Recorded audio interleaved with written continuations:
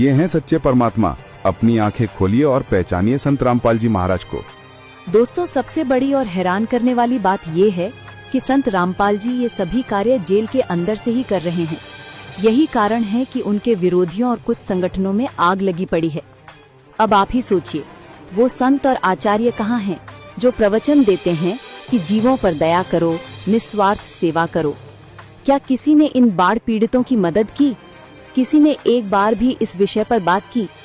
सच्चाई यही है दोस्तों, इनमें से अधिकतर धर्म गुरुओं का सीधा स्वार्थ है, धर्म को धंधा बनाकर लोगों से पैसा वसूलना, ताकि अपनी जिंदगी लग्जरी मोड पर जी सकें।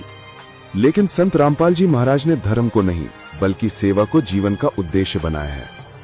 संत हो तो संत रामपाल जी जैसा, जिन्होंने हमेशा प्रेम, क्षमा और मानवता का संदेश दिया। उन्होंने ये साबित कर दिया कि सच्चा संत कभी किसी से वैर नहीं रखता।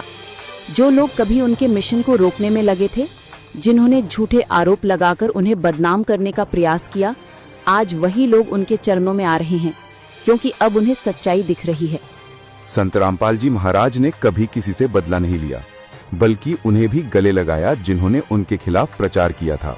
यही तो सच्चे संत की पहचान होती है, जो नफरत का जवाब प्रेम से दे। उनके सत्संग और उपदेशों ने लाखों लोगों के जीवन को सही दिशा दी है। आज उनकी अनुयायी समाज में नशा मुक्ति, दहेज विरोध, कन्या भ्रूण हत्या उन्मूलन और रक्तदान जैसे कई महान कार्य कर रहे हैं। संत रामपाल जी का लक्ष्य केवल भक्ति नहीं, बल्कि मानवता को एकजुट करना है। वास्तव में संत वही जो सबको अपनाए, दुश्मनों को भी गले लगाए। संत रामपाल जी महाराज ने अपनी वाणी, कर्म और क्षमा की भावना से ये सिद्ध कर दिया कि सच्चा संत वही है जो बुराई में भी अच्छाई खोज ले और सबको एक समान दृष्टि से देखे। तो अब फैसला आपका है, कौन है असली संत, जो मंच पर भाषण देता है या जो जेल से भी लोगों की सेवा करता है।